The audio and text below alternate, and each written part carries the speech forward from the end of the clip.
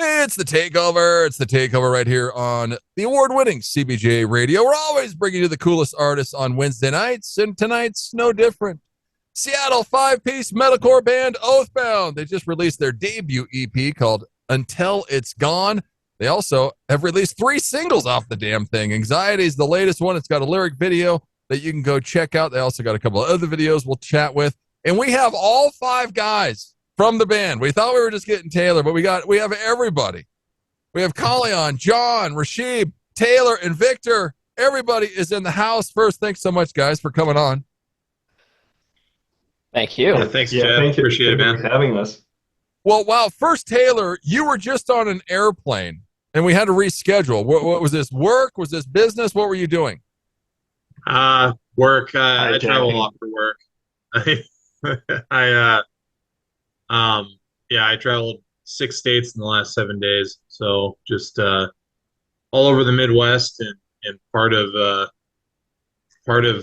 Michigan Panhandle even. So yeah, I'm still trying to get caught up on what time zone I'm in right now. I've been eating nothing but shitty airport pretzels and snack mix for the last 48 hours. Oh, good times. Carbs are carbs. Traveling is always so much fun. You guys just played a show at Wildman Brewing last weekend. How did it go? Depends on who you ask. It was quite a bit of story.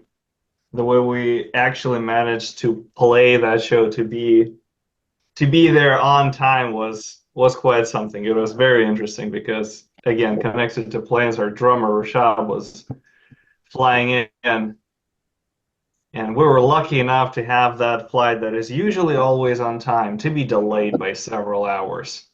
And I being the unfortunate one to have to pick him up. Yeah. Yeah. And I went to go pick up his drums. Yeah, that flight was supposed to land in Seattle about 5 hours before the gig, but it ended up landing less than about 2 hours before the gig. And it landed after load-in had already began, and mind you, the airport was at least an hour drive away from the venue. So I think Rashab and I made it to the venue about maybe 20 minutes before we had to go on stage. Oh my god! Yeah, it was. Yeah, something. we really had it was as if the airline knew about this and they waited till the last possible moment to drop me off. But it all worked out in the end. It was really funny because we were discussing that this could be a big problem. And we're like looking up statistics that this flight is like 80 or 87% of the time is exactly on time. We're like, oh, all right.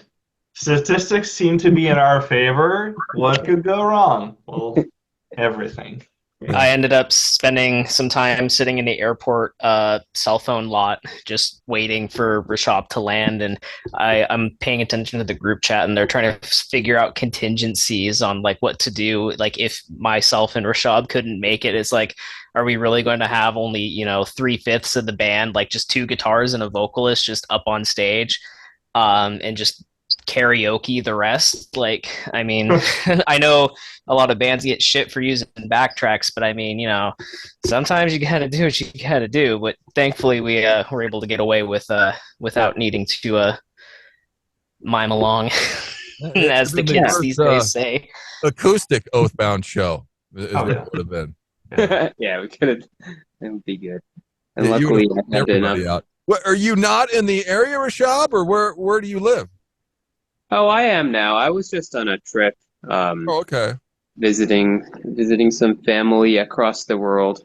Imagine playing a drum set of a metalcore band right after you get off a plane flying from India. Like, it is insane. Like, crazy respect to Rashab. Not only that, but he flew from India to London to Seattle. So he took like the longest possible plane route you could take. Yeah, talk about not knowing what the hell time it is or what time zone he's in. Oh, shit. Crap. Well, way to go. Way to pull that one off. Well, your guys' story is crazy all the way around. Because how did this band start? With a Facebook post? Tell us what happened here. Yeah. So there's this local group called like the Progressive Metal Association, and they put on like shows where people can like meet up and jam with each other and potentially start bands. But Taylor made a post in this group saying, I'm looking for a vocalist for this metalcore project I'm trying to start. And I messaged him like, hey, I'm down. And I sent him some clips of my vocals. And he's like, all right, I think that your voice could work with this.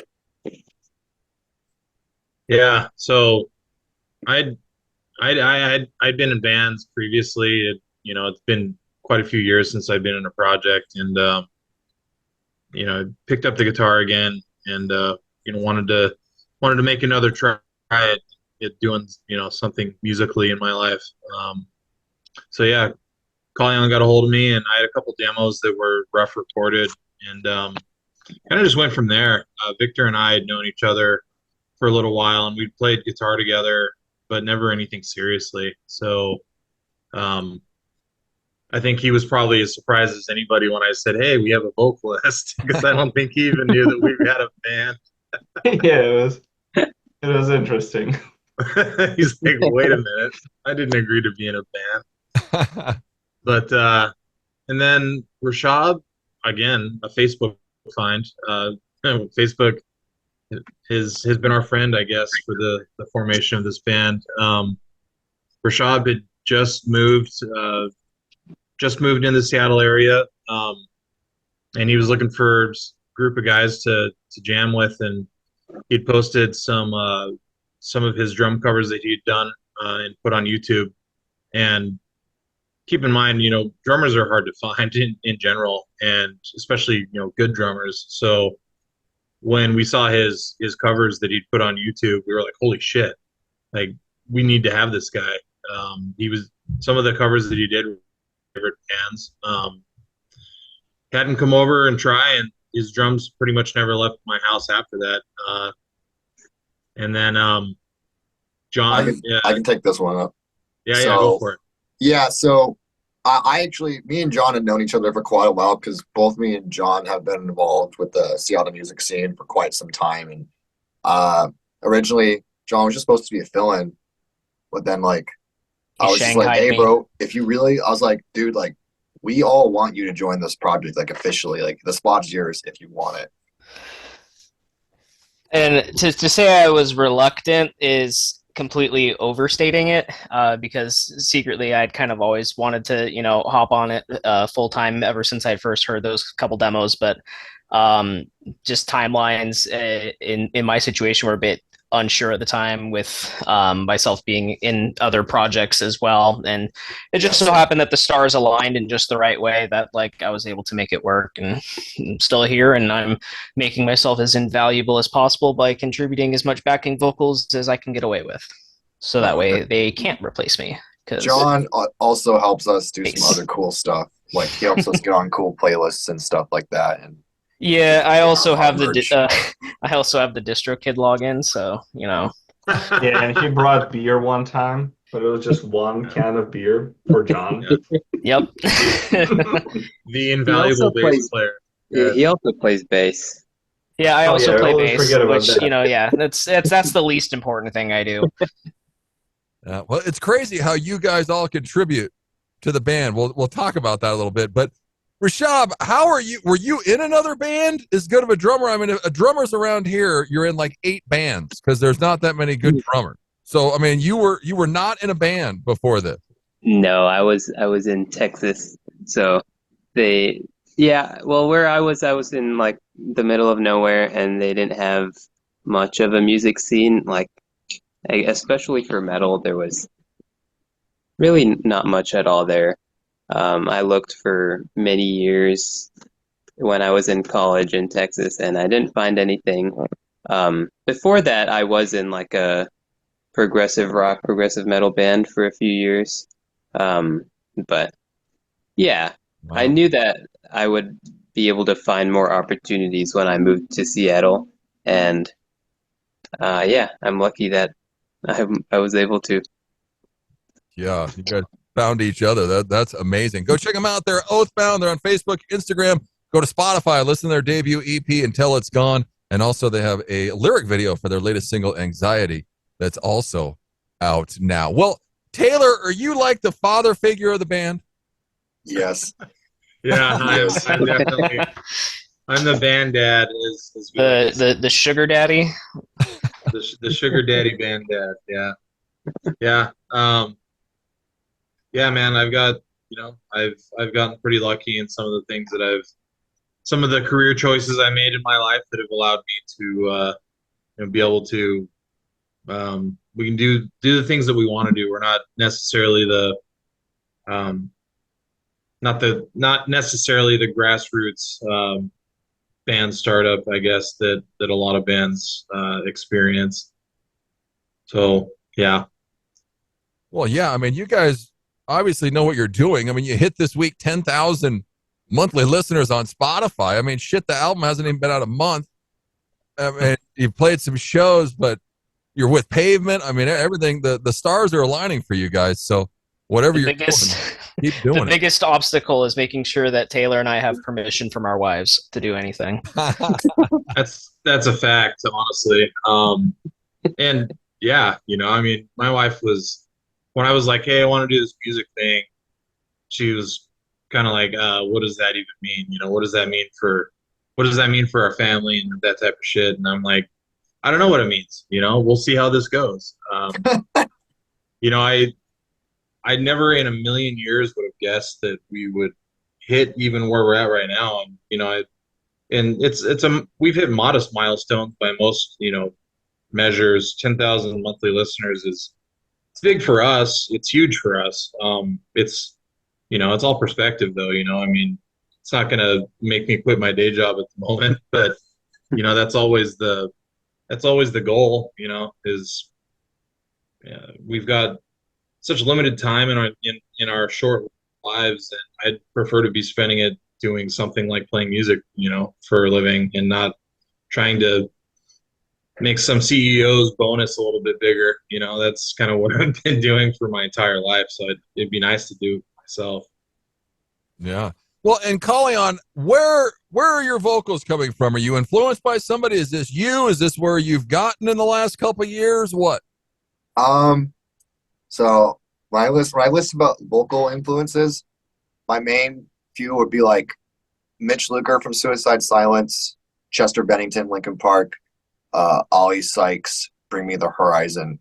Those are like, I feel like if you two were to take like a combination of like their vocals and like combine it into like one style, it's kind of like what I do. I don't think I've ever had a time where I've been in a room with Colleen where he hasn't brought up Ollie Sykes at least once. Yeah, like I'm actually wearing like a Bring Me the Horizon Ollie Sykes t-shirt. Yeah, he's got the Bring Me the Horizon shirt on. Bring Me the Horizon fucking tattoo. Like I fucking love that band. Wait, you a little bit of Bring Me the influence Horizon? there. But yeah, I mean when it comes to like writing and stuff, I usually like to take from like personal experiences, and of course I always let the guys contribute ideas because like anybody, like I experience writer's block too, so sometimes it's nice to have like John or Taylor in the room, and I've had Victor there once and Rashad there a couple times, but it's nice just to have like ideas to like bounce off of somebody else, and so we can like finish the song together. But like All For You, that one I wrote. No, Taylor did help us with the part in the middle, but I don't know if I've written 100% of all Indian part lyrics, because I think there's always like one or two spots in the song I'm like, I'm not really sure what I could do here, and they'll like pitch in. And then I also like to help with write some of the guitar parts as well, so it's kind of like a open collaboration between all of us. I think Colleen owns the most guitars out of all of us collectively. Probably. Behind him. Yeah. Right. Yeah, I have 6 guitars. So you must obviously play guitar at the same time. Are you doing 7-string or 8-string, or what are you doing? I can play those too. I got good at guitar before I got good at vocals.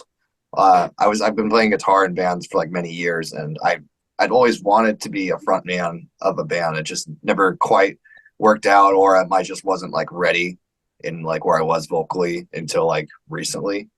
And so like this just worked out.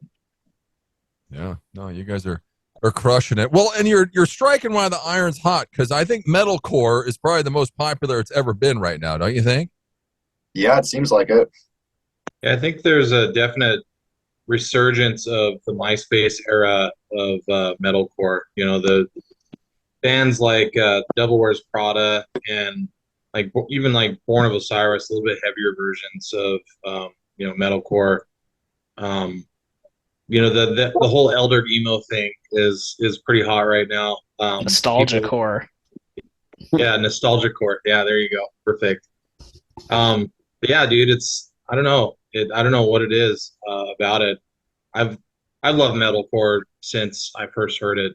Probably 2003. It's probably the first time I was introduced to like As I Lay Dying, and I was like, holy shit, this is badass. It's not like the Swedish melodic deathcore, that we were hearing out of Gothenburg or anything like that. It was just It's different. the hire a hitman to kill your wife type metal. Big brain move. Oh man. Aside from that part, As I Lay Dying is still one of my favorite bands. Yeah. No, well, and I like you guys because I like Callion. You're screaming, but you can still understand you. Thank you. I mean, I try my best. Yeah, it's because sometimes you say metalcore to people and they're like, that's just screaming into the mic or whatever. But no, I like. You know what though? A lot of those people don't realize how hard it is to scream into the mic and not lose your voice. It takes many years of training. Yeah, it really does. Yeah, it's an art, that's for sure, and yeah, people don't realize that. But the collaboration with all you guys, because Kelly, what did you produce the album? Yeah, so basically I recorded everything and I mixed it. Taylor did help with a lot of like the synth production and stuff like that, and like the orchestral stuff. That's kind of like his specialty. I've messed around with that stuff, but it's not like something I'm like as good at as Taylor. So all like that synth production here was like his ideas, and then like I recorded everything, mixed it all, and then we sent it to my friend Calvin Russell for mastering. Yeah, well, and then on the videos I saw, Taylor, where you like directed all for you, and you edited, you did video effects. Yeah, that was a steep learning curve. I didn't have really any experience in video software in general up until about a year ago, and it's kind of like with everything else that we've been doing in this band, we just kind of dove in head first, and I taught myself basic editing techniques and started figuring out how to do some of the more intense stuff, like some of the intro and the All For You video, where it's the main girl in that video kind of like dissolves. I figured out how to do that effect, and that turned out really cool. But yeah, been pouring a lot of time, a lot of effort into this because it's something that I believe in. It's something that I think we all believe in, and something that we want to see succeed with, every fiber of our body. Yeah, well, and then the Until It's Gone video, whose idea was this? That was pretty collaborative, honestly. We bounced around quite a few different ideas. I don't remember how exactly we started off with it being more of a slasher film type vibe to it, and we decided that the tone of the song just wasn't quite like dark enough to really go full slasher. But because of the synth in it, we're like, this definitely has kind of an 80s vibe to it, so we should really lean into that feel and kind of do like a throwback type thing. So that's kind of where the 80s theme came from. And then I'm a huge fan of Stranger Things. Who isn't? So I guess we just kind of loosely were inspired by Stranger Things after coming around to the idea that it would be an 80s thing. And it was one of the hardest things that I think we've done as a band, was getting that video from an idea to a finished product. But I mean, some of the worst weather conditions imaginable when we were filming that thing. We almost all died of hypothermia one night. It was tough, man. But we're super proud of how it turned out, and we're gonna be taking a break from filming videos for a little while after that. Got to have new songs first, right? Well, yeah, That's right. I love Victor's outfit. in the video. It's great. Taylor picked out the word. Yeah. I kind of wish, in hindsight, that we didn't have the jacket wrapped around his neck the whole time, because the words on the shirt are just some of my favorite. You mind reminding me what it says, Victor? Football is my second favorite F word. Yeah, you shouldn't have been covering that up. Oh, it was We had not the best move for several reasons. It was insanely cold one night, but my character is wearing the jacket around the neck, so I couldn't wear it properly to get a little warmer. We didn't have enough time in the amount of shots that we were able to do in terms of like how long the video is to have a scene of him putting on the jacket. So we just had to leave it as it was for continuity's sake the whole time. And, you know, we almost died of hypothermia, but you know, the huddle for warmth was quite the experience. They turn into penguins at some point. Yeah, because where was the house? Is this all in Seattle, or where'd you film it? The garage scene was filmed at my house, and that was fine. We didn't get cold that night. Yeah, that night was fine, but like the whole video was shot like I think 100 square miles around, you know, King County, Washington. Like we went to Snoqualmie Pass, which is over in the mountains for the tunnel scenes, and then the other outdoor shots were a few blocks away from Taylor's house. So like the whole thing was like 100 square miles just around miscellaneous places, all shot in like one weekend. So it was quite demanding. I'm surprised we managed to get it all done in time. I think we had a week to edit it before it came out. About a week, week and a half, yeah. But yeah, the tunnel scenes, it was so goddamn cold. Fuck. It was so cold. The best part is we finished, like, we had to film everything after the sunset. So there's a bit of a time limitation there. Well, yeah. And the next day after we're filming the sunset, I had like an early morning shift at work. So I ended up not sleeping at all, just going from those tunnels straight to work, just grabbing some coffee and clocking in. Yeah, every day that we were filming, we stayed up till like 5 a.m. at least. Yeah, pretty much. I lost my mind on day 2. Somebody different lost their mind each night. It was always fun. Like the day when we'd show up at about 9 o'clock at night before starting filming, it's like, okay, who's going to have the mental breakdown today? It was, I believe it was me the first night, then it was Collie on the second night, and then I want to say it was Victor the third night, or no, Taylor the third night. Okay. It was absolutely me. I was done. And then we did have to do a fourth day, a makeup shoot, and I think that was one where Victor finally cracked. You guys are used to not sleeping, but go and check them out. They're Oathbound. They're on Facebook, Instagram. Their debut EP, Until It's Gone, is out now. Because I love the tour video, the August tour video, when you guys get to, I think it's Missoula, and Taylor's like, I'm so fucking exhausted.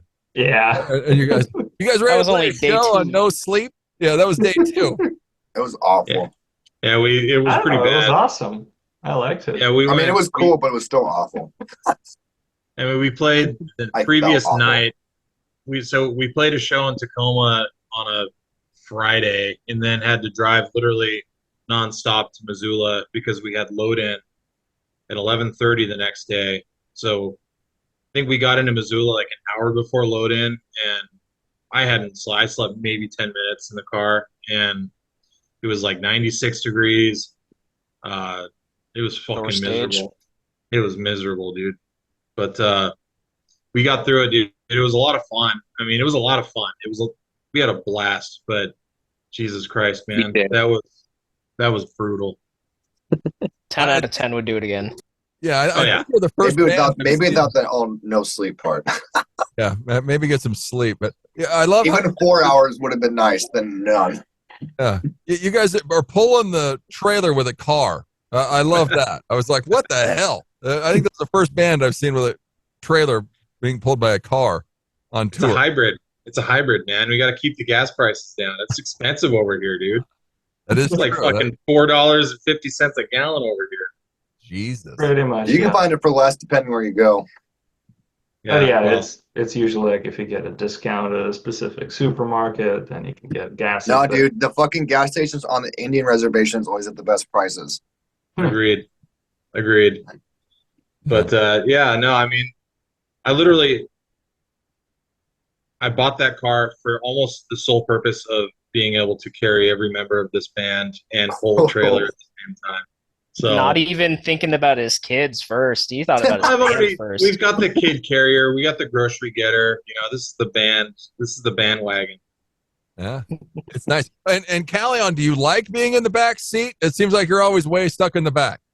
I made it my little spot. Because I could like kind of like sprawl out, and I couldn't sleep there very well. But it was nice to like just have the whole back seat to myself. Yeah, that's where the rice cakes. Yeah. That's where they still live. Rice cake That's deposits. where they still live. Ground into the carpet of the back seat. Well, and I love it because people can't see this, but we're on Zoom with all these guys. And Callion, he's been eating, he's been petting his cat. I mean, he's having a blast during this interview. So, I love it. Well, Anxiety, the third single off of this EP. I read where it said the main verse guitar melody was actually inspired by a Brazilian funk melody that Taylor had that couldn't get out of your head. Taylor, what's going on with this song? Yeah, man, not the riff that you wrote. The main. Gotcha. No, the Brazilian funk, not funk. But Funk. I guess the kids are calling it funk, whatever that means. But no, man, like I look for inspirational types of different places. It's kind of just, you know, a melody is a melody to me. And I don't even remember what I was watching, but it's not the riff on Anxiety at all. But as I was trying to recreate that Brazilian funk, like literally that Anxiety riff is what came out. And sometimes when you write something, you're just like, wow, that's cool.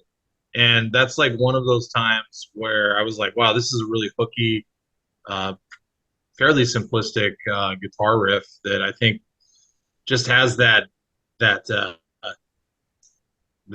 in the pocket, you know, stereotypical metalcore sound to it. You know, it just kind of checked all the boxes. And when we combine that with the riffs that, you know, Callion had provided for like the intro and for the other parts of that song. And I also, fun fact, I wrote the breakdown for Anxiety when I was 17, but it just never got used until like I was 28. Wow. Yeah. Another fun fact, little Easter egg nugget on that song.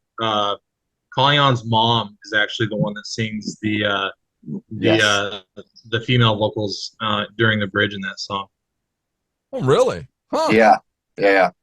Well, there you go. You got some nuggets that nobody knew on the interview. So, Anxiety, the lyric video is out now. You're going to hear the song here in just a second. But so, what's next, guys? What are we planning? What's next? Album. Yeah, we're deep into pre-production right now on the full length. We've got about 3 songs right now that are probably ready to start tracking, and then trying to figure out how many songs we want on the album. We're kind of leaning towards 10. We've got like 12 or 13 right now that are demoed. So we're just trying to figure out, you know, what we want to do, you know, which songs are going to make the cut, and which ones are going to go on the next one. And then we're going to be starting to plan our tour for next spring/summer. We're going to get out and try to hit some of the western states and bring the good word of Oathbound to the great people of America. Hell yeah. Well, and Taylor, I mean, you got to be feeling pretty good. I think you've been through it all. You've been through the shit. You're sober. How are we feeling? I mean, we got to be feeling pretty good about what's been happening in the last year. Yeah, man. Part of me picking up the guitar again was trying to fill a void that had been kind of left after I, got sober. I spent a lot of years in the shit, like you said. And, a lot of times the boredom is what causes people to relapse, because you spend so many years. Basically, the first thing that you do when you get home from work or whatever is you start drinking. And for me, that's, I'd spend the first 2 hours of my night drinking, and I'd pass the fuck out pretty quick after that. So when I finally made the decision to get sober, I needed to fill that void, and music has always been something that's very important to me, and something that really feeds my soul, and I needed it more than ever. Once I got sober. So yeah, dude, being able to re-engage with this piece of me, that had been kind of just lost for so long. I can't even really describe just how surreal it feels sometimes, thinking about where I was, even 2 years ago, as to where we are collectively and individually. It's pretty special, dude. It's pretty cool. Yeah. Well, much success to you guys. Oathbound, go and check them out. They're on Facebook, Instagram. The debut EP, Until It's Gone, is out now, and much more coming on the way. I mean, is John the clown? Who's the clown in the band? Rashab. 100% Rashab. 100%. He's been staying quiet because otherwise he'd be getting put on a watch list right now. He'll get us all. They put duct tape over my mouth virtually. He'll get us all canceled. He'll get us all canceled. I'm the one that makes all the bad dad jokes and puns. We have a collective running joke that if anyone were to get the band canceled, it would be me. But I think I've been pretty good about about not saying anything too bad. It's a very weird way of spelling observation, but sure. What's the name of our Instagram chat? Content that will get us canceled. That's but good. We're gonna try our best to stay out of the metal band stereotype, and we shall not get canceled. Yeah, just trying to be nice people. That's 2025 goals. Not get canceled. Yeah. The next goal: don't get canceled. Well, keep following them, keep watching them. Go to Spotify and listen to Until It's Gone. Oathbound, guys, thanks so much for coming on. Thank you so much. Yeah, thanks for having us. Cheers. Society, it's the Takeover. CBJRadio.com. All right. No, I don't want to do that. I just want to stop the recording.